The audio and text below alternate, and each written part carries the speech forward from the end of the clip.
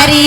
தத்தனின் வாழ்க்கையில் மகத்தான மறு உருவமாய் மானிட வாழ்க்கையை மாற்றி அமைப்பதற்கு சிறப்பான ஒரு துறைதான் செயற்கை நுண்ணறிவு துறை.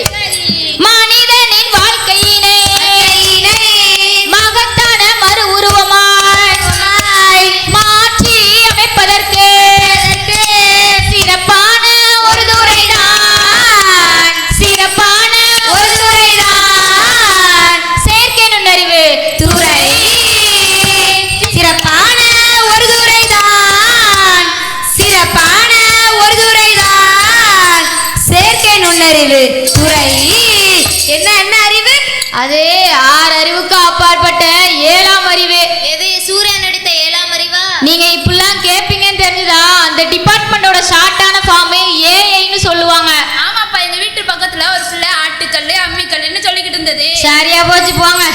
ஏஐனா ஆட்டுக்கல்லுள்ள அம்மிக்கல்லுள்ள ஆர்டிஃபிஷியல் இன்டெலிஜென்ஸ்னு சொல்லுவாங்க.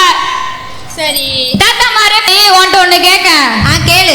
உங்க வீட்டு பக்கத்துல கொலை நடக்கு, நீ என்ன ஒண்ணு? நாளா வீட்டடிச்சு உள்ள உட்காந்து கேப்பா. அதானே, அந்த காலம்லாம் மாறி போச்சு. இப்போல்லாம் அந்த காலம்லாம் மாறி போச்சு. இப்போலாம் இந்த கொலை பண்ணவே யாரு, அதுக்கான என்னென்ன எவிடன்ஸ் இருக்கு, கொலை பண்ணவனுக்கு தண்டனை. சரி லிஸ்ட் பெருசா போகுது. மக்கள் எல்லாம் யோசிக்காங்க என்ன துறையா இருக்கும்னு. அதைத்தான் சொல்லுவேன் கேளுங்க.